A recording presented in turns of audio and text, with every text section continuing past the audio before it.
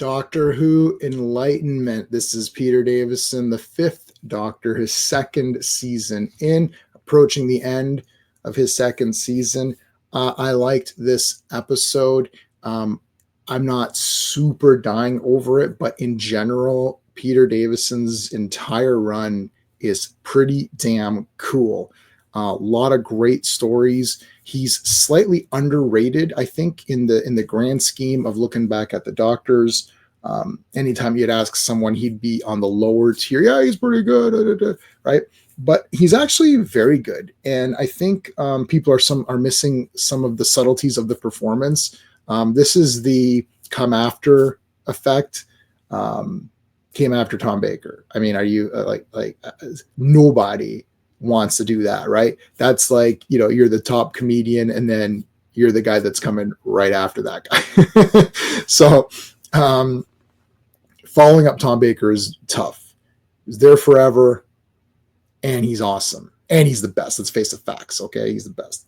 But I really like Peter Davison. I think my version is because I watched all these later. Everything for Doctor Who I watched on DVD.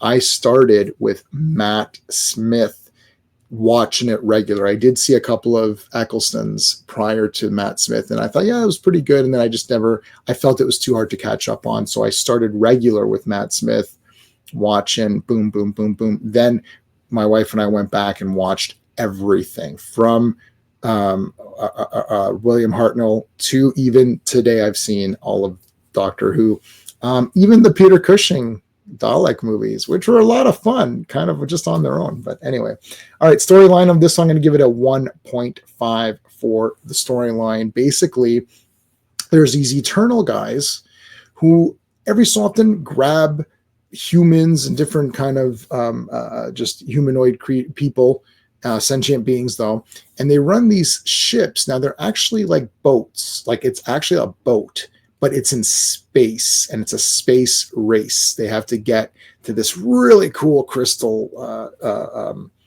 I don't even know what it is. It's this, and whoever gets there first is going to get enlightened. So Enlightenment is the name of the prize that they get. And there's different factions of these people trying to win this race. This also concludes Turlough's Black Guardian, I guess, trilogy is sort of. The Black Guardian has been telling Turlough, you got to kill the Doctor, blah, blah, blah. That's all concluded in this one. The White Guardian is shown in this one as well. There's a cool little decision at the end. It's a little bit more like cerebral than just like, oh yeah, I just got to beat the Black Guardian up and punch him in his face or something, or shoot him with something, right? It's not really like that. There's a decision at the end for Turlough, which I'll get to the characters momentarily. But I liked this story. I thought it was really good. There's a lot of back and forth with the Doctor going from ship to ship, trying to figure out who should win the race, who shouldn't win, because these eternal characters don't care about humanity. People die. They're like, people die. What are you going to do? They can read your mind, so you've got to contend with that. It's very difficult. You have to try to somehow, outsmart people that can read your mind. So Turlough's got a lot to do in this one. Tegan's actually pretty good. We'll get to characters momentarily, but yeah, I like the storyline here. I thought it was really cool. Why am I not giving it a perfect score of 2 out of 2? Well, it's a little bit, I don't want to say confusing, but it gets to the end and you're like, wait, what's going on? How is this working? Like, they kind of don't really go the full way. The thing with Doctor Who is that it's a mixture of fantasy. It's really mostly fantasy with a little bit of like a sci-fi-ish twist, a little bit.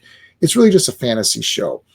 But I usually like my fantasy to be slightly more explained a little bit, like what exactly is going to happen. Like, I mean, like Turtle's going to get this prize and what's he going to do? Like, it's just a bit weird.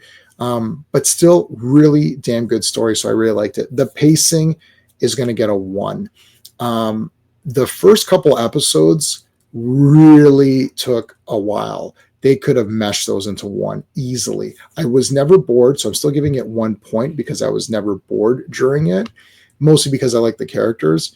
However, it wasn't like nail biting, you know what I mean? Like, oh my God, like what's going to happen next? There's some of these episodes that you see me review, I've just been like glued. I'm like, oh my God, I can't wait to see what's going to happen, right? still pretty good, but a lot of just kind of walking around the same ship. It's like there's like 3 sets, and then they just walk around them and just say stuff. Could have pushed the story a bit quicker. The artistry, this is going to be very difficult. So I watched the Blu-ray now. So when I first saw it, I saw it on DVD. Now I watched the Blu-ray upgraded effects, and it's pretty cool. So I'm going to give it 1.5. I thought it was really neat. I tried to go back and watch some of the sequences without the updated Blu-ray effects or the CGI. They did the best they could, guys. Like, I'm tired of this, like, oh, Doctor Who's always crappy and it looks shitty and the sets suck and then they wobbled and all this crap. It's like, listen, the budget was minuscule. The time constraints were enormous. Okay, there's a lot going on in a sci-fi show like this. And they needed more time and more money, and it wasn't fair. So I'm judging this based on the time and the money that they had to complete it, and I thought it was pretty damn cool. Okay, and yes, the CGI stuff now in there does help. Now they've fixed it up a little bit. They didn't go crazy with the CGI. Like, it doesn't look like Lord of the Rings or Star Wars or something. It just looks, they just made it look a little bit better, right? I thought it looked really good. So 1.5 for the artistry. I thought it was neat. The sets do look cool too. I do like the ships. I just, I like that crystal castle, whatever that thing in space was. That was really neat too. So I like this one. I thought it looked good. So, I guess you can let me know what your thoughts are on that. Characters 1.5. I really liked all the characters in this one. The Doctor was badass as usual. Turlough's pretty good. He's a little bit, I know sometimes people think he's a bit annoying. I actually don't think he's that annoying. I think he's kind of neat. Tegan is on fire again. I've really misjudged Janet Fielding, her performance, the character of Tegan. In my mind, I've always thought, oh, she's so annoying and she just wants to go to Heathrow all the time. But that was completely false. This entire run with her has been friggin' awesome. I'm very surprised at what a turn I've done. It's a 180 big time, because I thought she was like, yeah, whatever, but I really like her a lot. She's smart. She was on to Turlough from day one. I liked her in this one. She didn't have a lot to do. That's sort of one of the negatives, but I still liked the things that she was doing. For the villains, they're pretty good. I don't find the Black Guardian or the White Guardian to really be that interesting. Like, it ain't Omega, it ain't the Master. It's not the Valyard, who I find pretty cool as well. He's okay. I'm not dying over him. I do like, and then the Eternals were very bland characters on purposefully. Like, they're just like, we don't care about anything. And then there's the one guy who's kind of falling in love with Tegan. He was kind of neat. But then when you go to the other ship, you've got the lady captain, and she is awesome. She is having a lot of fun in this role. She is a famous actress. I didn't recognize her, but I watched a little bit of the making of, and they talked about how great she was, and she was friggin' great. So she kind of brought it up a little bit. So we're at 1.5. Enjoyment factor 1.5. I like this one. I thought it was pretty damn good.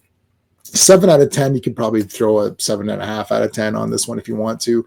I really like this one. I think Peter Davison has a friggin' awesome run.